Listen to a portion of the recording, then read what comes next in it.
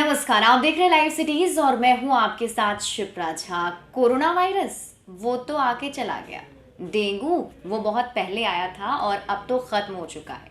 मुझे पता है कि अभी आप लोग कुछ ऐसा ही सोच रहे होंगे, लेकिन आपको मैं बता दूं कि कोरोना वायरस अभी भी हमारे बीच में एग्जिस्ट करता है। उदाहरण देखना है तो दिल्ली को देख लीजिए, और डेंगू कितना डेंजरस है और किस तरीके से पांव पसार रहा है उसकी एग्जाम्पल मैं खुद हूँ।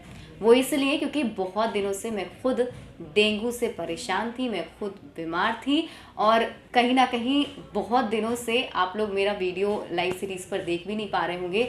और शायद जो दर्शक लाइव सीरीज़ को फॉलो करते हैं उन्हें लग रहा होगा कि क्यों नहीं आ रहा। तो मैं बता दूं कि मैं बहुत दिन से सिक लीव पर थी। वो इसलिए क्योंकि डेंगू ने मुझे इस तरीके से जकड़ा था और इस तरीके से परेशान किया था कि प्रॉपरली मुझे कभी लग रहा था कि क्या मैं वापस से अपनी नॉर्मल लाइफ शुरू कर पाऊंगी या फिर नहीं। फाइनली अब मैं ठीक हो चुकी हूँ, लेकिन मेरे जो व्यूवर्स हैं, जो लाइव सिटीज़ के दर्शक हैं, उनसे मैं अपने एक्सपीरियंस ज़रूर शेयर करना चाहूँगी ताकि आप लोग इन सब चीज़ों को लाइटली ना लें। और अगर डेंगू हो जाए तो किस तरीके से उससे आपको ओवरकम करना है और क्या कुछ उस टाइम आपको फॉलो करना है, वो पर्सनल एक्सपीरियंस मैं खुद की आपको बताना चाहती हूँ। तो सबसे पहले शुरुआत करूँगी कि आखिर मुझे कब से ये सब कुछ हुआ, कब से मुझे सिम्टम दिखा। तो तारीख थी 19 नवंबर, जिस दिन नहाए खाए की शुरुआत हुई थी। I was so excited to cover the story of Chhath Puja, क्योंकि मुझे बहुत पसंद है इस तरीके के धार्मिक चीज़ों को कवर करना। और उसी दिन हम लोग गांधी घाट गए हुए थे और मैं लाइव सिटीज़ से स्टोरी कवर करने के लिए वहाँ पहुँची हुई थी। और जैसे वहाँ से फिर मैं वापस ऑफिस आई, ऑफिस कंप्लीट करके मैं घर गई। फिर रात में करीब 1 बजे हम लोग सब सोए हुए थे, तभी मुझे अचानक से बहुत तेज़ फीवर हो गया। फीवर हुआ तो हमें लगा कि नॉर्मल सा फीवर है। मैंने सोचा क्यों किसी को ट्रबल करना है, मैं ठीक हो जाऊंगी। लेकिन उसके कुछ घंटे बाद अचानक से मुझे वॉमिटिंग शुरू हो गया। अब वॉमिटिंग भी ऐसी हो रही थी कि हर 1 घंटे पे हो रही थी। तो सब शॉक्ड हो गए और सब परेशान हो गए कि अब क्या हो गया भाई, लाइक वॉमिटिंग क्यों हो रहा है। तो जनरली हमारे दिमाग में क्या ख्याल आता है, सिर्फ ये आता है कि शायद हो सकता है ठंड लग गई हो। उस टाइम ठंड की शुरुआत भी हुई थी और मैंने ढंग से कपड़े उपड़े भी नहीं पहने थे, स्वेटर वेटर इतना कैरी नहीं कर रहे थे। तो शायद उन लोगों को लगा कि मुझे ठंड लग गई है और मुझे भी ऐसा पर्सनली फील हो रहा था। लेकिन जिस तरीके से वॉमिटिंग हो रही थी, वैसे में हमने सोचा कि क्यों ना डॉक्टर से कंसल्ट कर लिया जाए। तो वहाँ पर जो मेरे घर के जस्ट बगल में रहते हैं कृष्ण कुमार डॉक्टर हैं, फिजिशियन है, मैं उनसे मिलने के लिए गई। लेकिन मेरे कंडीशन जो थे थोड़े ज़्यादा ख़राब थे, क्योंकि मैं ऑलरेडी पहले से बहुत वीक हूँ और फिर से वो सब हो जाना, तो मैं थोड़ी बहुत सीरियस हो गई थी। फिर डॉक्टर ने मुझसे बातचीत की और जैसे डॉक्टर ने मुझे देखा उसी वक्त उन्होंने मुझे बोला कि आप डेंगू का टेस्ट करा लो। तो अब डेंगू का टेस्ट कराने के लिए you have to give your blood, like आपका ब्लड का सैंपल लेते हैं वो। और मेरे पास पहले से ब्लड की बहुत कमी है, लेकिन फिर भी मैंने सोचा चलो भाई डेंगू टेस्ट कराना है तो कराना ही पड़ेगा। उसके बाद फिर उस टाइम वो लोग मेरा ब्लड लिया उन्होंने। फिर शाम में रिपोर्ट आ गई, रिपोर्ट में मैं डेंगू पॉजिटिव थी। उस वक्त मुझे याद है कि मेरा 1,69,000 समथिंग मेरे प्लेटलेट्स थे। तो सबको लगा कि प्लेटलेट्स तो सही है, फिर दिक्कत क्या है। तो फिर डॉक्टर ने बताया कि प्लेटलेट्स अभी सही है, अब धीरे धीरे घटेंगे और ये इतने ज़्यादा घटेंगे कि वो बहुत घट भी सकते हैं, लाइक 20,000, 7,000, 6,000 ऐसे पहुंच सकते हैं। और अगर 20,000 से बिलो जाता है तो आपका कंडीशन बहुत ज़्यादा सीरियस हो सकता है। फिर उन्होंने मुझे कुछ दवाइयाँ दी और सबसे बड़ी प्रॉब्लम जो थी वो ये कि वॉमिटिंग इतनी ज़्यादा हो रही थी कि आप कुछ भी डाइजेस्ट नहीं कर पा रहे होते हैं अपने बॉडी में। लाइक आपने अगर दवा भी ली तो वो दवा भी आपका निकल जाता है। तो इंजेक्शन जो है जनरली डॉक्टर जो है वो प्रिस्क्राइब करते हैं कि आपको इंजेक्शन पड़ेगा। और मेरे साथ प्रॉब्लम ये थी कि मैं खाना भी बिल्कुल नहीं खा रही थी, तो मुझे कम्प्लीटली सलाइन पर रखा गया था। एंड उसी वक्त करीब 3 से 4 बॉटल सलाइन जो है वो लगातार जो है मुझे चढ़ रहा था। उसके बाद फिर तब तक शाम तक फिर हम लोगों ने सोचा कि उन्हें कुछ घरेलू नुस्खा भी इस्तेमाल किया जाए, क्योंकि आप सबको पता होगा जब डेंगू होता है तो लोग कहते हैं बकरी का दूध पियो, पपीते का पत्ते का जूस पियो। तो उस वक्त पपीता का पत्ता जो है रात में अवेलेबल था, बकरी का जूस तो रात में मिल नहीं सकता था।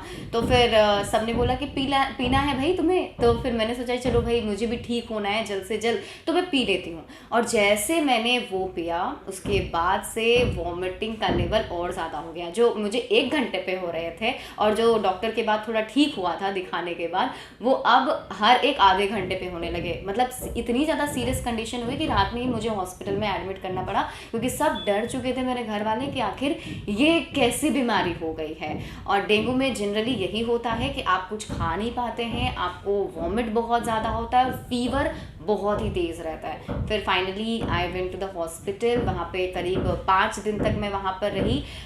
3 दिन मेरा अच्छा बीता और तीसरे दिन के बाद जब शाम में मतलब रूटीन होता है ना, आपको जैसे इंजेक्शन जो लगाते हैं तो कुछ चैनल जैसे आप मेरे हाथ में ये देख पा रहे होंगे, हियर इट इज़ पॉइंट।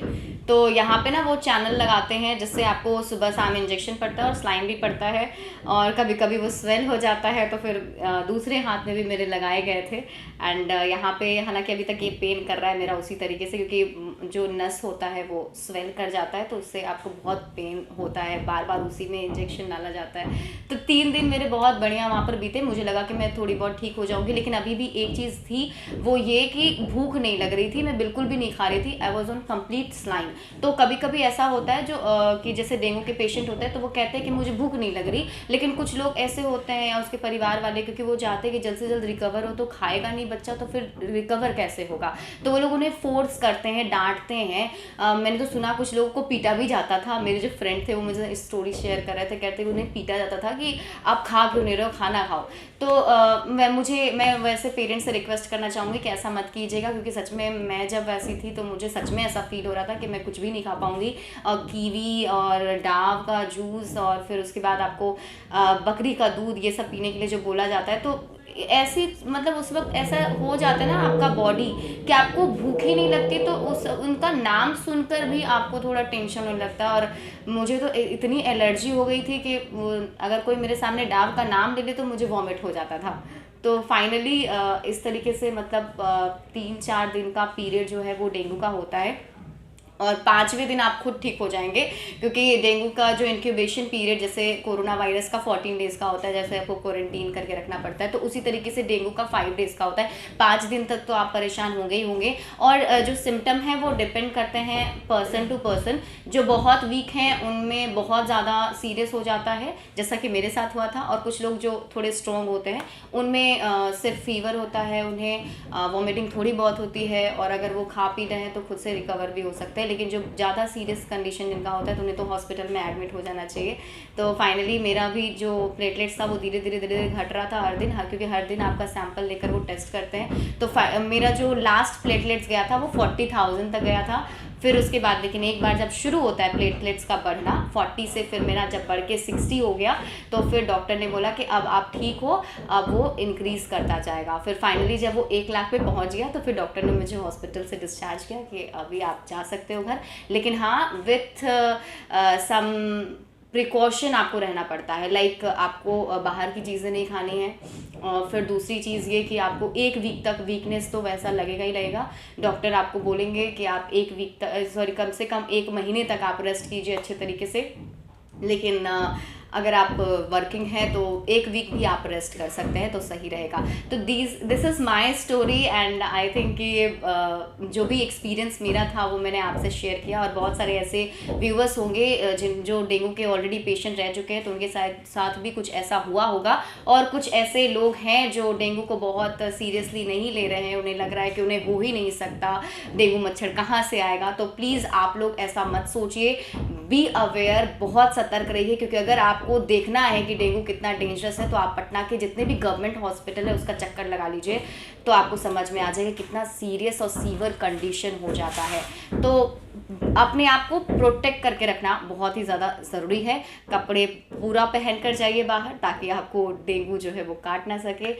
बताया जाता है कि वो साफ़ पानी में डेंगू रहता है और वैसे साफ़ जगह पर भी रहता है, तो आपको खुद को प्रोटेक्ट करके रखना बहुत ज़्यादा ज़रूरी है। So this is my experience and this is my story.